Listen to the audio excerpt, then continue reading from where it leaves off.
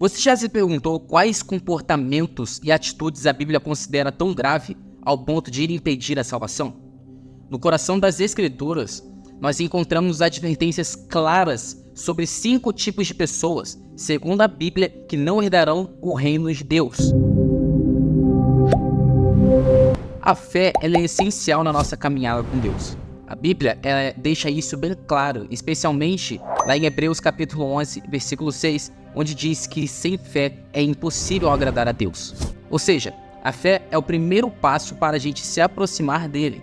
E quando uma pessoa escolhe não acreditar em Deus, ela está basicamente se afastando dele, porque a fé é o que nos conecta a Deus. Jesus também falou muito sobre a importância de acreditar.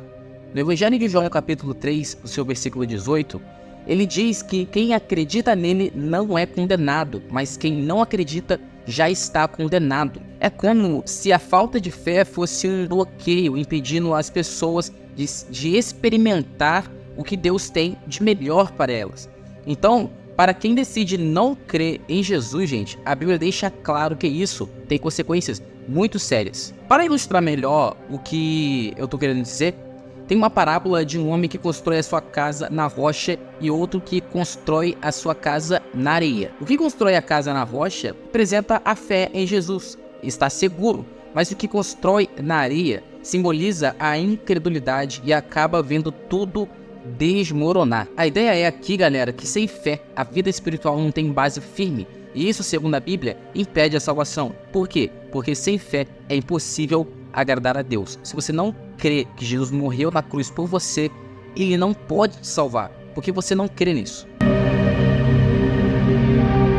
Quando a gente fala de impureza, não estamos falando só de algo físico, mas também algo que acontece dentro da gente, na nossa mente e no nosso coração. Em Gálatas capítulo 5, versículo 19 ao 21, por exemplo, Paulo ele menciona algumas atitudes que são chamadas de obras da carne, como a impureza, e ele é bem direto. Quem vive desse jeito, gente, não vai herdar o reino dos céus. É muito sério. Isso quer dizer que, segundo a Bíblia, viver uma vida de impureza acaba nos afastando de Deus. O que é interessante aqui é que a impureza não se refere apenas a atos que a gente comete, por exemplo, mas uma espécie de estado que a pessoa se encontra, o estado que eu e você se encontramos. Algo que desonra não só o nosso corpo, mas também o nosso espírito. Por exemplo, em 1 Coríntios capítulo 6, do versículo do 9 ao 10, Paulo ele volta a falar disso, lembrando que os impuros, entre outros, não herdarão o reino de Deus. Gente, é como se ele estivesse dizendo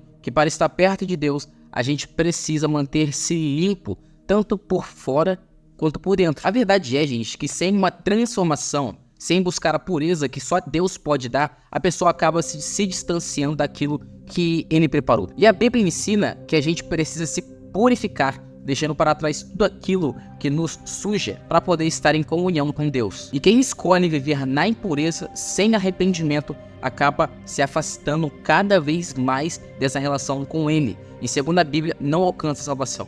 Preste atenção que tanto o primeiro exemplo a respeito da fé, tanto esse de impureza, é escolha. Eu escolho viver dessa maneira. Ou seja, eu escolho não ser salvo.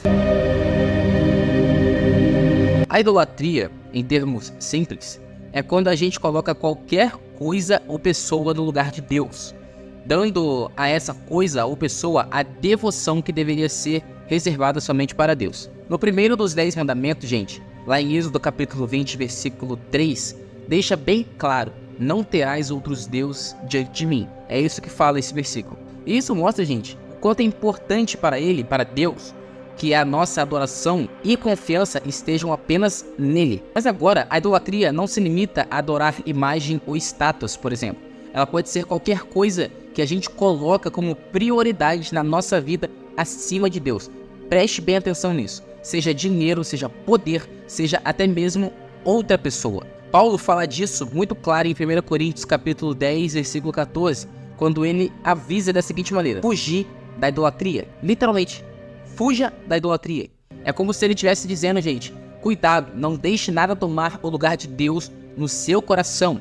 Quando isso acontece, a gente acaba se afastando de Deus. E a Bíblia também fala das consequências da idolatria. Por exemplo, em Apocalipse capítulo 21, versículo 8, os idólatras estão entre aqueles que não terão parte da nova vida com Deus, por exemplo, mas sim um destino de sofrimento, logo o inferno. E isso mostra, gente, o quão sério é esse assunto. Quem vive adorando qualquer coisa que não seja o Deus da palavra e se arrepender, está se afastando da salvação que ele oferece. Agora vamos conversar um pouco, gente, sobre a questão da moralidade, especialmente quando diz a respeito ao comportamento sexual e como isso é abordado na Bíblia. Então, quando a gente fala de imoralidade sexual, estamos nos referindo, por exemplo, a coisas como adultério, relações fora do casamento e outras práticas que a Bíblia considera como desrespeitosas ao corpo e à santidade de Deus, e é algo que ele espera de nós, é a santidade. Olha que interessante, em 1 Coríntios capítulo 6, do versículo 18, Paulo aconselha a fugir da prostituição, destacando que esse tipo de pecado é especialmente sério e afeta o nosso próprio corpo, e que, segundo ele, é o templo do Espírito Santo. O seu corpo é templo do Espírito Santo. Qualquer pecado sexual afeta o seu corpo. A Bíblia, gente, deixa isso claro. Esses comportamentos não são compatíveis com a vida que Deus deseja para mim e para você. Em Efésios capítulo 5, versículo 5, Paulo ele menciona que pessoas que vivem dessa maneira, que maneira? Com imoralidades, não terão herança no reino de Deus. Ou seja, você não será salvo porque você está escolhendo viver uma vida que desagrada a Deus. Gente, em outras palavras, quem continua praticando esses atos de imoralidade sem arrependimento está se distanciando a cada vez mais dessa salvação que Jesus oferece. E é por isso que a Bíblia nos chama a viver de uma forma que honra a Deus, em santidade, evitando tudo que pode nos afastar dele.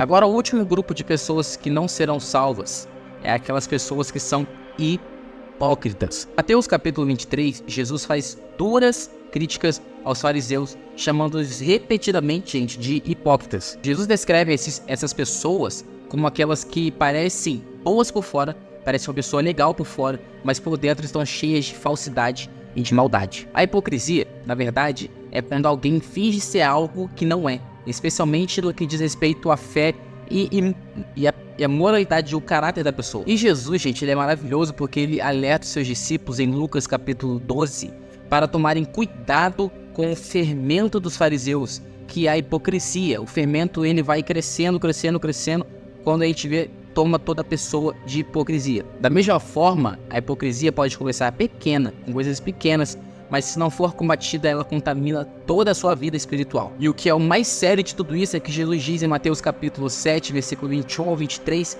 nem todo mundo que diz Senhor, Senhor, vai entrar no reino dos céus. Olha que perigo isso, gente. Mas apenas quem faz a vontade de Deus. Isso significa que só parecer religioso ou agir como se fosse não é o suficiente. O que importa mesmo para Deus é o que está no teu coração e as ações que Ele vê e que você realmente deseja ter. A hipocrisia, quando não é deixada de lado, impede essa relação sincera de Deus. E segundo a Bíblia, coloca em risco a sua salvação. Esse foi o vídeo. Eu espero que vocês tenham gostado, que você fique alerta com esses 5 tipos de pessoas que não serão salvas. Deus abençoe a sua vida. Deixa aqui nos comentários também o que você acha sobre esse tema. Então, até a próxima.